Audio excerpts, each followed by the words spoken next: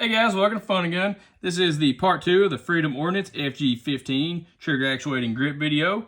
And if you want to see this particular setup being fired, you'll have to go back and watch video number 1 where I go over a few different lower and trigger combinations that I've tested that work, and also a few different ways you can shoot a setup like this. But in this particular video, we'll be going over the proper way to mount your grip to your lower, also how to shim the striker here using the supplied shims to get it to work with whatever trigger you have installed in your lower. And also we will go over how to properly put the cover on your grip so that it seals up properly on the lines around the outside there. So let's go ahead and head into that part of the video. Okay, I'm out here to a spot where I can give you a little bit closer look at how this particular setup works. First off, we're going to go ahead and cover how you tighten this particular grip onto your lower here. And I've went ahead and started it and got it almost all the way threaded on, but let's go ahead and finish threading it here and I'll show you just what I'm talking about here. So what I like to do is go ahead and push on the bottom of my thumb, and then you can finger tighten this little wheel right here until the point where you can't tighten it anymore. And then you're going to bring in your little tool here that's provided in the kit, and you're going to go ahead and use the little holes and go ahead and snug this up. You don't have to get too crazy with it, just get it tight enough that your grip's not going to move around. There's pretty good. And while you're doing this, you're going to want to make sure that your spring and your plunger for your safety are installed into the other side of the grip, and that the spring actually pops in and engages onto the plunger for the safety. So now that we have the grip on, we're going to go ahead and show you a few more things about it. We're going to go ahead and do a function check here. You're going to start off by pulling back your hammer. Go ahead and engage the drive here. We got it in neutral right there, which this is the neutral position. It does not fire. Go ahead and pull it down one more click. You're going to want to make sure your hand's over your hammer here so you don't drop it on your frame here. So let's go ahead and pull the trigger here by twisting this here crank. And as you can see there, it did engage and drop the trigger on the first pull here. So I'm going to go ahead and click it back. You heard it reset when the cam is in the lower position. Then it's going to fire, then it's going to reset and fire, and you're going to get 3 shots per revolution of the crank here. There are 3 cams on this particular setup, and what they're doing is when the cam goes to the top, you can see it's pushing the little carriage right here, which is in return pushing up on the striker here, and it is pushing on the bottom of your trigger towards the back around where the safety engages at. And that is actually what's pulling your trigger here. So as you can see right here, when I crank this grip, you can see the trigger moving just a little bit. It's not as noticeable when it's not engaged with the hammer, but right there you see the trigger pull and reset. So you want to go ahead and also at this point, you're going to want to do a safety check. You don't want to get too forceful with it. You don't want to mess nothing up in the grip, but as you can see there with the safety on, the trigger does move, but that is usual. Or normal, I mean, it does pull a little bit by itself with the safety on. You just want to make sure it's not going to go off. So I'm going to go ahead and reset the hammer there just to get it out of the way for now. So a few other things we're going to go over here to make sure that this is safe. It's like any other gun. You're going to want to keep your finger off the trigger. And in this case, this crank right here is the trigger.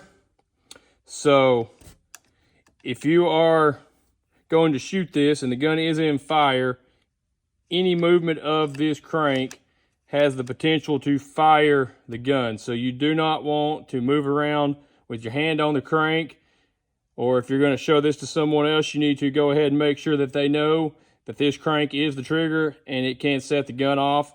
So essentially you treat the gun like any other gun. You keep it on safe and you're good to go, but you want to make sure that you treat this crank as the trigger along with the actual trigger itself, because they are, in this case, connected by this striker right here. So as a safety, you want to make sure you keep your hand off the crank at all times when you're not ready to fire, or, in my case, I will usually go ahead and keep the crank not deployed until I'm ready to use it, just to keep that from being too big of a factor now.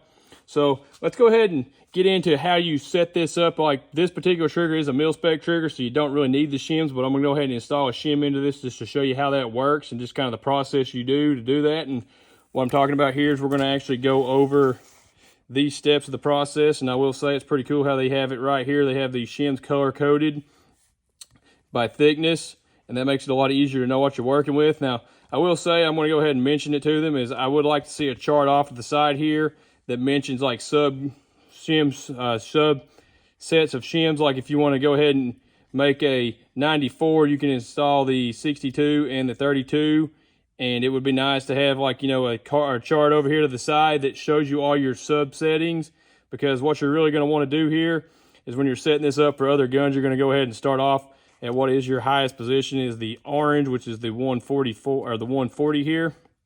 And if it doesn't fit, I would recommend either going down to the 125, or you may actually have to loosen this back up to install it.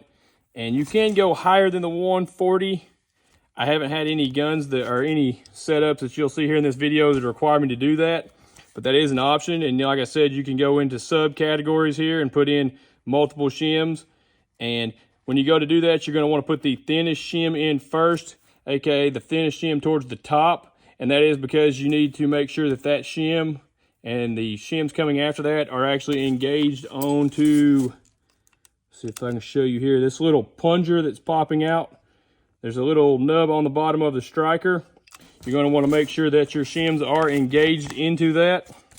So what I like to do to go ahead and install these is I use a small flathead screwdriver, or anything you can get that has a flat end like this going to help, maybe a punch. And then I have been using a set of needle nose tweezers here. So I'm just going to go ahead and install a shim into this just to show you how it works, even though, like I said, this particular setup doesn't really need one.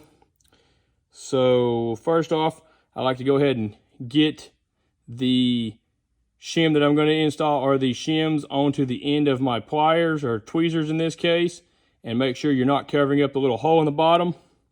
You're going to come down here on your grip. You're going to push the striker out of the way, move this little cart down to the bottom, and you're going to go ahead and drop your shim in. And as you can see right there, it did not actually fully seat, and the pin did not go through the actual shim here. So we're going to go ahead and readjust this here, and we're going to get it to where it engages properly, which this can be a little bit of a process, but luckily most people's only going to do this one time to set it up for their particular gun. And as you can see there, it went ahead and engaged.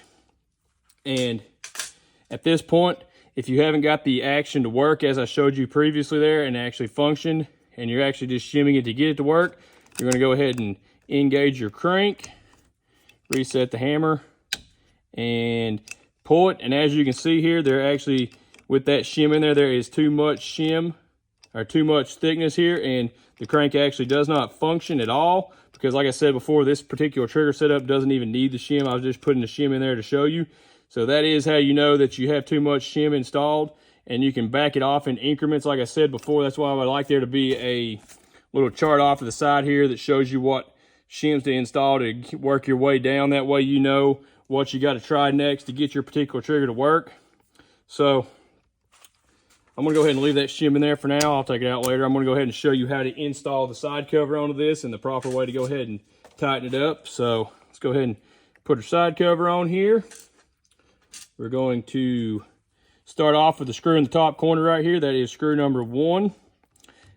And you're going to go ahead and insert it. And I will say this particular set does come with the tool you need to install this. I'm just using this tool that I already had just to make this a little bit quicker, but you're going to be careful putting these screws in, especially with something like this, that you don't strip them out, because this is actually the only part of the grip that's plastic, is the actual gripping surface itself. So you want to make sure that you go ahead and put these in and just take care not to strip them out. You're going to move down from the top hole, which is number 1. You're going to move down to number 2, which is the one directly beneath it here. And you're going to go ahead and install it. And the reason you're installing these grips in this particular pattern is so that when you're done, that the seam on the grip itself here closes up properly. So you're going to go from 1, 2, and over to 3 here. Go ahead and get it installed.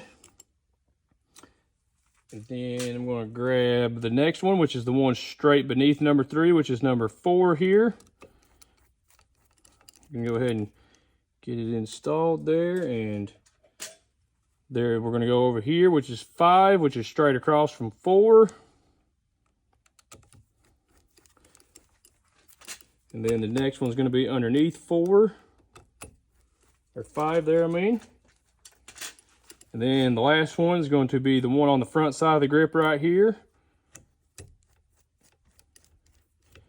So we got our grip cover, or the cover to the grip installed here. And we're going to go ahead and say that this is 1, 2, 3, 4, 5, 6, and 7. Now your grip's fully installed. So now that you got your gun fully set up, you're ready to go ahead and drop an upper on this particular setup. Okay, now that you know how to properly install and set up your Freedom Ordinance FG-15 trigger actuating grip, you're ready to go out to the range and try it out now. Okay, if you made it this far, I just want to say thanks for watching. Don't forget to like, comment, and share. If you're looking for more FunNGun right now, you can click one of the 2 recommended videos there. If you're looking for more FunNGun later, you can go ahead and click that there subscribe button. I sure would appreciate it. And if you're finding me from Facebook, go ahead and click that open app button at the top to make all that a lot easier, and I'll see you next time.